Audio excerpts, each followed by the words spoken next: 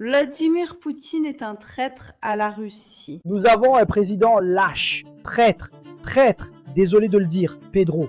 Nous sommes une puissance en déclin. Nous avons un président qui ne représente en aucun cas les intérêts de la patrie. La Russie est ruinée. Maintenant, nous sommes plus proches que jamais de perdre la guerre contre la Russie.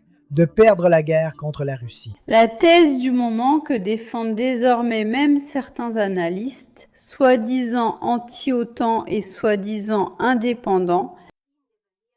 J'ai vraiment lu beaucoup de choses et j'ai vu beaucoup de types d'analyses. Que Daniel Stulin, qui est censé être un analyste géopolitique, auteur d'un best-seller, un homme qui, soi-disant, laisse presque entendre qu'il est russe.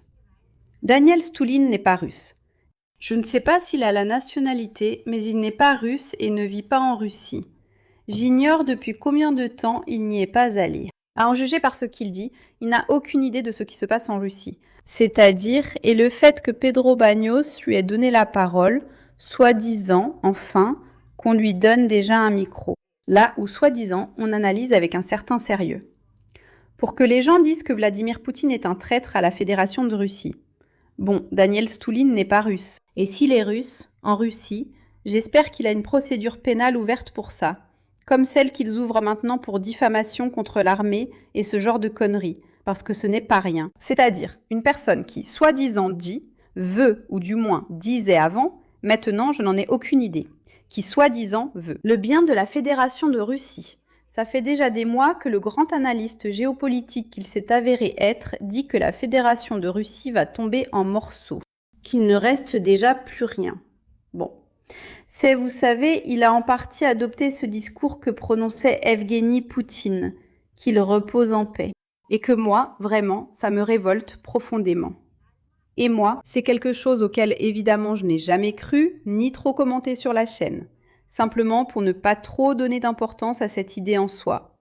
Mais maintenant, il me semble que c'est déjà. Bon, maintenant que Pedro Bagnos en parle, ou que Pedro Bagnos lui donne la parole, qu'est-ce qui va suivre? Je ne sais pas. Qu'un type s'assoie devant Pedro Bagnos et dise que l'Espagne doit céder Melilla, et Pedro, là, genre... Je ne sais pas. Même le plus grand otanien de service ne serait pas capable de prononcer un discours de ce genre. C'est tout. Littéralement, la Russie va s'effondrer. La Russie tombe en morceaux. Vladimir Poutine est un traître à la Fédération de Russie. Tout va mal, c'est catastrophique, ils sont là. Pourquoi la Russie est-elle en train de perdre la guerre? Parce qu'ils attaquent le territoire russe. Merde. Mais enfin, voyons, ce monsieur était du KGB.